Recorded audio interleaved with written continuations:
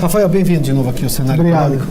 Estivemos juntos em março, logo na primeira semana aqui do programa, né?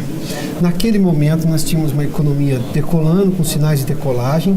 Esses índices ainda apontam para essa decolagem da economia, um pouco mais dificultada agora por causa da crise política.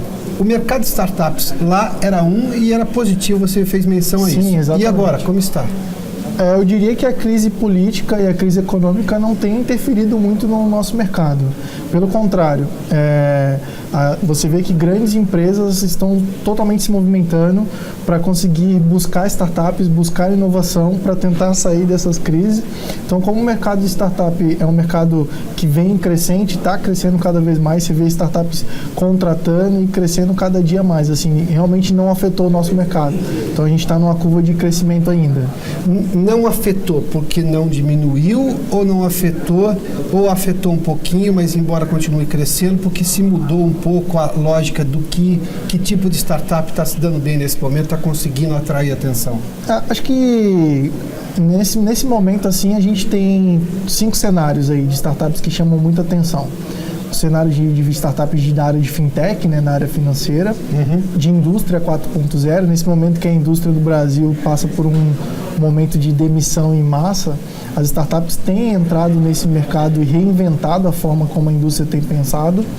Então, você vê programas de iniciativas da própria ABDI, da Agência Brasileira de Desenvolvimento Industrial, aportando dinheiro em startups. O mercado de agrotech, então, está tendo um movimento muito forte no cenário brasileiro para startups de agrotech, com inovação muito, muito legal, muito interessante. E o mercado de edtech ainda, de educação, que é muito forte. Todo momento você vê startups criando coisas novas para tentar fazer com que esse mercado mantenha-se inovando, mantenha-se em crescente. O que está chamando a atenção dessas 4, 5 áreas? Quatro áreas. Quatro áreas. Quatro áreas. Vamos falar do agronegócio primeiramente, porque a safra não para de crescer. Cada revisão que o IBGE e a Conab fazem, você vê ali a safra crescendo. Obviamente que eu posso entender que vai haver recurso, inclusive no sistema, no setor do agronegócio. O que é inovação hoje no agronegócio? Hoje tem várias formas, né, de startups que estão criando coisas para inovar. Então, desde o controle com drones fazendo controles da lavoura, sendo muito mais técnico e dando reportes em real time ali para o dono. Placas dentro do solo para distribuição de água, de nutrição, uma medição de nutrientes da terra, do solo mesmo, em tempo real, ali, de acordo com a necessidade e característica do solo. Então, está entrando muita tecnologia e inovação. Obviamente, ainda existe aquela coisa do agricultor ter um pouco de receio com isso, mas já está se vendo um movimento muito forte que tem ajudado bastante o setor de agronegócio também. Eu vou lhe contar uma história sobre o agronegócio. Claro. O produtor de boi que mora, por exemplo, numa cidade grande, a fazenda está lá no interior do país, e o sujeito, na época do rádio, o sujeito ia lá com o carro, visitando os bois e passando por rádio o que ele estava vendo para o patrão aqui.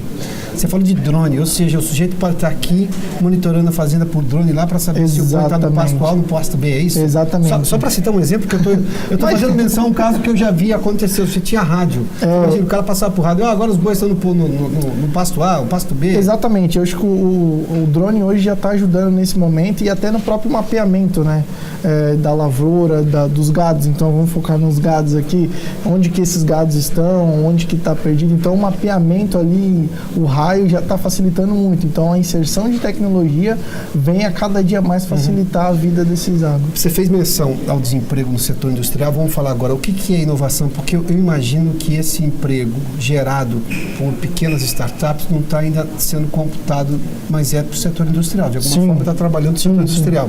O que é inovação nessa área? Inovação... O que está chamando a atenção? Que tem chamado muita atenção nessa área são startups que têm ajudado muito num processo, então no próprio gerenciamento do dia a dia, na mão de obra, facilitando.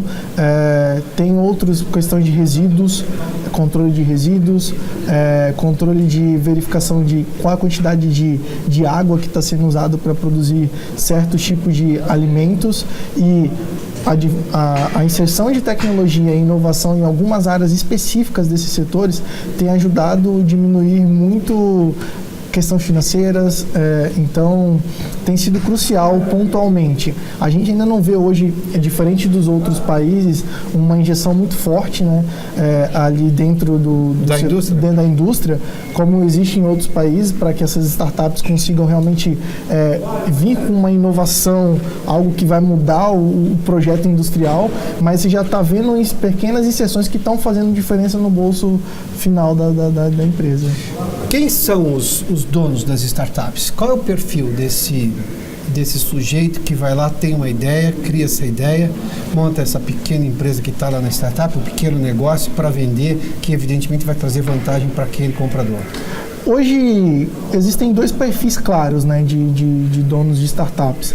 Então, se tratando da própria indústria, às vezes é o próprio funcionário que está lá, não está mais satisfeito, não tem oportunidade dentro dessa empresa, ele enxerga diversas dores, né, diversos problemas que essa empresa tem, ele se junta com mais 2 ou 3, sai da empresa, cria um negócio que resolve o problema e ele sabe que vai ter uma redução de custo. De empregado passa a ser um fornecedor. Passa a ser um fornecedor. E aí ali já tem um primeiro cliente, né? Então, a gente tem visto muito esse movimento dentro de algumas empresas e eu diria que também é aquele outro, aí eu acho que já é um pouco aquele jovem inquieto, né? Que tenta buscar a todo momento formas de resolver problemas da população, como a gente viu agora o pessoal da Nama, né, que é uma startup de inteligência artificial, resolvendo o problema do poupa-tempo para atendimento virtual, através do Facebook,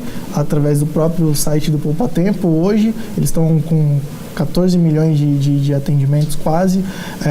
Ali com 3, 4 cliques você já faz um agendamento para renovar a CNH, tirar uma carteira de trabalho ou tirar uma identidade com apenas 4 cliques.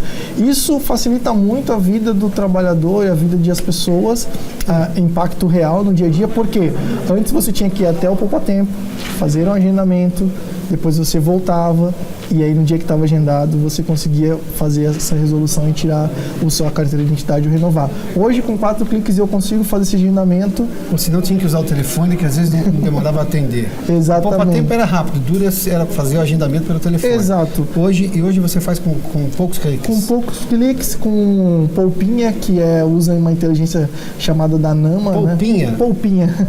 Poxa vida, o nome é simpático, como é isso? É bem Poupinha e é uma startup que foi criada, a Nama, ela criou esse Poupinha. Então, uma startup resolvendo o problema da população através de uma iniciativa do Pitgov, que foi o primeiro governo, de fato, a comprar a solução e abrir para que startups consigam, o governo de São Paulo foi o primeiro governo a abrir... governo do Estado. Do Estado. A abrir para que essas startups de fato conseguissem entrar lá e resolver alguns problemas da própria população e tem dado um resultado incrível. Quando alguém cria um aplicativo de celular, eu não estou falando de jogos, estou falando de serviço. Por exemplo, eu uso o ônibus aqui, tem um aplicativo agora que mostra onde é que o ônibus está chegando, se está chegando, quanto tempo vai chegar e por aí vai. Confesso que isso ajuda a vida. Ajuda bastante. Eu consigo sair daqui, calculo o tempo que eu vou chegar até o ponto, porque ele diz qual é o ponto que ele vai chegar, quanto tempo.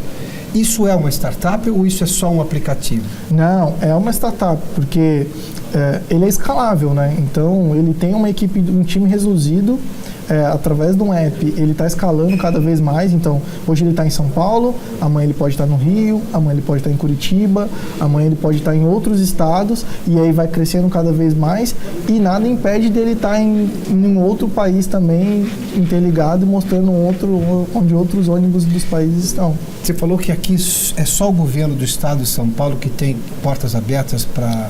Ele foi o primeiro governo a dar esse pontapé inicial. Tem muito mais gente hoje que faz isso no país ou não? Hoje a gente está vendo um movimento assim, antes, 5 anos atrás, nem se falava em startup, né? A gente é muito novo. Então, de 2011 para cá que você está vendo esse movimento. Eu acredito que agora, com o resultado das startups que implementaram no governo de São Paulo, a gente consiga ter portas abertas em outros governos muito mais fácil, né? Mais a flexibilidade. A gente sabe que o sistema ainda é um pouco fechado, é um pouco você tem uma questão de convencimento ainda, de se provar.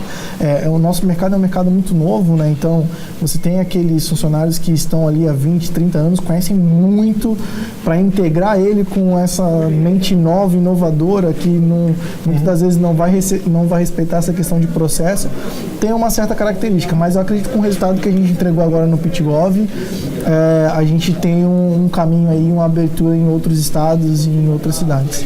Rafa, me lembro da nossa conversa, um aspecto muito importante. Lhe fiz a pergunta lá em março, como é que alguém põe uma boa ideia à venda? E você disse assim, à época, é melhor conhecer o problema e criar a ideia em cima do problema, porque você já tem um cliente em potencial. Sim. Diferentemente de você criar uma ideia e tentar vender, batendo porta, porque você pode acertar na porta, mas pode errar a porta, Exatamente. pode errar uma sucessão de portas e acabar ficando chato aquele serviço. Continua sendo desse jeito? Da mesma forma. Olha para o problema e busca uma solução, porque ali tem um cliente já. Exatamente. Tem um potencial, pelo menos. Né? Já é um cliente potencial. Continua sendo isso, não mudamos ainda a forma de pensar. É sempre encontrar um problema real e tentar buscar problemas que não seja comum, né? De um número grande de pessoas, que quando você for resolver aquela dor, possivelmente essas pessoas com esse número grande estejam dispostas a pagar. Porque tem uma possibilidade de escala na venda da ideia. Exatamente. Ou seja, se eu resolvo o problema, eu citei o caso do ônibus aqui, se eu resolvo o problema do ônibus aqui, transporte público tem no país inteiro, tem no mundo inteiro. Exatamente. Então você está resolvendo um problema não só da população de São Paulo, mas... Tem muita assédio de estrangeiro às mentes brasileiras que estão à frente das startups, ou seja, de estrangeiro que começa a ver o gêniozinho aparecendo ali, o sujeito que resolve soluções e chama para o país ou não? Tem. Tem muito assédio, muito também por questões de investimentos, né?